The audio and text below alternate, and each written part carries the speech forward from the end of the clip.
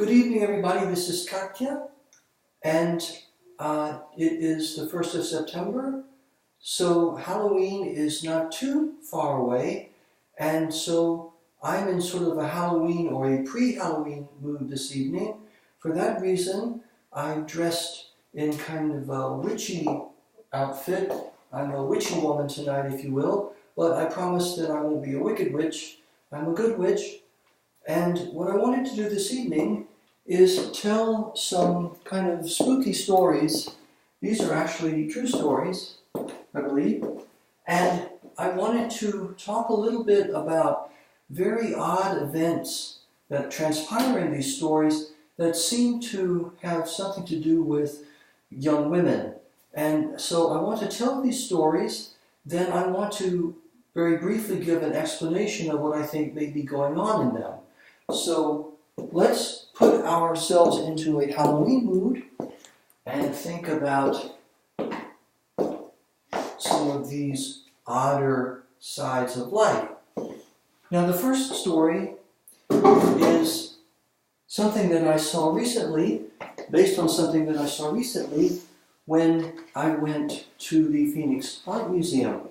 And so in the Phoenix Art Museum right now, there is an exhibition that consists of a number of photographs of young people who are 13 years old. They all have that in common. And so these are wonderful photographs of young people at this very transitional point in their lives. So I was particularly drawn to the photograph of one woman because I should also mention that many of these photographs had some comments by the subject attached to them. So I was particularly drawn to a photograph of this one very attractive young lady, and she was talking about how she believed that she lived in a haunted house. And she described the experience of actually something that had happened to her several times when she would go into her room and there were dolls in her room and the dolls would wave to her. She would see the dolls waving to her. And initially this frightened her, but eventually she got used to it. So that got me thinking about some experiences that my mother and one of my aunts told me about many years ago. So when my mother was growing up as a young girl in Virginia, in rural Virginia, she told me that one time, or actually very often, she and some of her brothers and sisters would go to my great-uncle Johnny's farm. He had an apple orchard, beautiful apple orchard. He was a bachelor who lived there alone, and he loved to have the children over, but sometimes they would go over there when he wasn't there, and they would go to the orchard. And my mother described how several times when she went with some of her siblings to the orchard, they would hear children laughing in the trees, but there weren't any children there.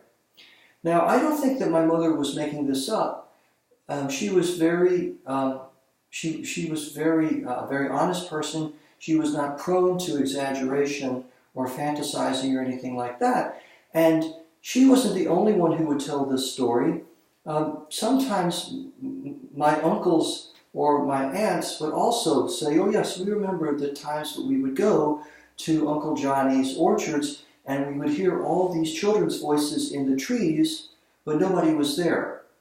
So that was a very odd experience. There was one other experience that my mother and one of my aunts described that is in a similar vein. So this happened one time many, many years ago. It must have been in the middle 1930s when my mother was a rather young girl.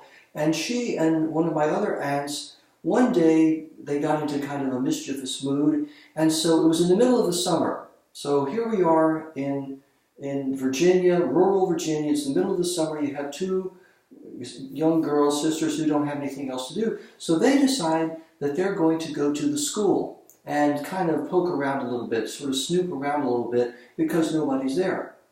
So they went to the school, which is just a small elementary school in the middle of the country, but it probably had several rooms and had a hallway that connected these rooms. So I don't know how they managed to get into the school. I think I remember my mother saying that they found a window that had been left open, and so they were able to open the window, to push it up and sneak into the school. And so they started looking around and going into the classrooms and everything. And while they were in one of the classrooms, all of a sudden there was this commotion in the hall of the school outside the door, as if the hallway were filled with children who were changing classes. So, in other words, it sounded exactly the way it would on a normal school day during the school year, when children would be between classes. They would be out in the hallway calling to each other and yelling and walking up and down the hall, and maybe even running. So there was a whole bunch of them. Now, what was interesting to me about this experience that my mother and my aunt, I believe it was my Aunt Frances, told that story, is that I remember hearing each one of them tell that story both together and apart. And when each time they told it, each one of them would tell it, each person was very detailed in what she had experienced, and also the descriptions between my mother and my Aunt Frances, they agreed. So I really believe that whatever happened, they did have an experience. They seem to have experienced this very weird phenomenon in the school in the middle of the summer that was empty except for the two of them, and yet it sounded like the hall was filled with children. And of course, when they went out the door, out the room, into the hallway, nobody was there. So what are we to make of these kinds of very strange experiences? And some of you may have seen similar kinds of experiences described as sort of poltergeist phenomenon. I think what's interesting to me about that is often the poltergeist, or this sort of so-called paranormal activity in those cases, it often centers around a girl or a young woman, or a girl who's about to become a young woman. So she may be 12, 13, 14, somewhere in there, which is about the age my mother and my aunt were when they went to the school, and also probably when they went to the orchard and heard the children's voices in the trees, even though nobody was there. Now, what does all this mean, or what might it mean? Of course, I don't know what happened there. I don't doubt, though, the veracity of what my mother and my aunt told me. And I don't doubt the veracity of the girl in the exhibit who claimed that sometimes when she would go into her room, the dolls would be waving at her. This is a kind of a creepy, weird experience, but what does it mean? What might be going on there? Now, personally, I don't believe in ghosts. I don't believe that people come back from the dead or anything like that. I'm not sure what I believe about poltergeists or anything like that. I don't know that there's any scientific proof of that, so I'm not going to go down that road, but let me go down this road. Here's another thing that might be going on in these very odd cases. Sometimes when we look at how things behave in like science, when we have a scientific law or regularity, a presupposition of that is that certain initial conditions have to be satisfied. So let me just give you a couple of examples. When under normal conditions, when you drop salt into a glass of water, the salt is going to dissolve in normal conditions. Or under normal conditions, when you heat water to 100 degrees Celsius, it's going to boil. Now, what's interesting to me is that under different conditions, though, if we're not in normal conditions, or if we're in abnormal conditions, let's say, then those things don't happen, other things happen. So, for example, if the water into which the salt is dropped is not pure, if it has contaminants or some other kind of substances in it, then the salt might not dissolve. Or if we take water to like 5,000 degrees altitude, then it will boil a lot sooner than at 100 degrees Celsius because of the change in air pressure, and something like that. And you can think of all other kinds of examples. So things that behave a certain way near the surface of the Earth are going to behave differently on the moon or in the middle of space where there's very little or no gravity. So what am I driving at with all of this? I think that what I want to say is that under normal conditions, dolls certainly don't wave at little girls or young women, or trees that don't have any children in them don't sound like they're filled with children's voices, or schools that are empty in the middle of the summer don't sound like they are filled with children's voices and children going from one classroom to the other.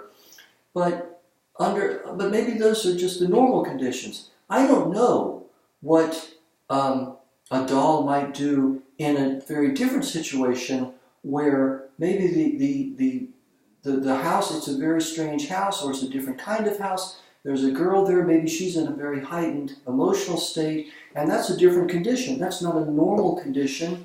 And maybe, who knows, in an abnormal condition or a non-standard condition, maybe dolls do wave sometimes at young girls. Or maybe when it's the middle of the summer in the middle of the 1930s in Virginia and nobody else is around except these two girls who are being a bit mischievous and sort of getting into trouble, well, maybe things do sound differently then. I don't know how things behave under those non-standard or those non-normal conditions.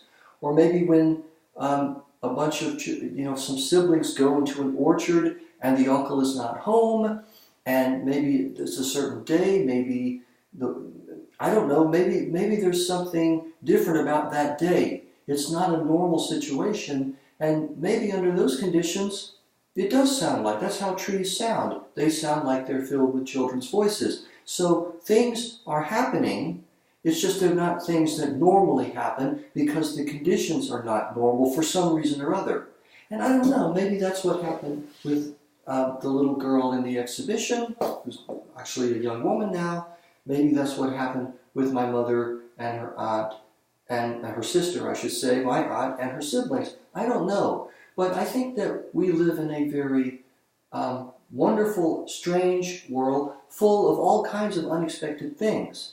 I think we see that with transgender people and transsexual people and cross-dressers and all other kinds of people. These are ways in which, say, femininity manifests itself in a different way. Not normally, but I don't want to say abnormally, but let's say supernormally or just different. That doesn't mean that it's not real. That just means that it's different from normal. So I guess Katya's moral for the stories tonight is that we should not confuse normality with reality. Sometimes those two things, and quite often those two things will overlap, but sometimes they don't. Sometimes what's real is not normal. That doesn't make it any less real.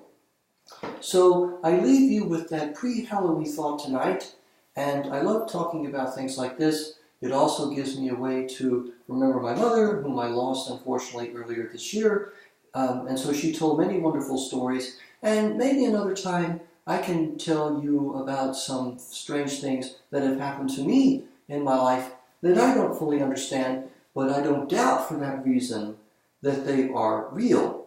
They were definitely real, it's just that I don't know what they mean. They certainly weren't normal or standard or ordinary, but they were definitely real.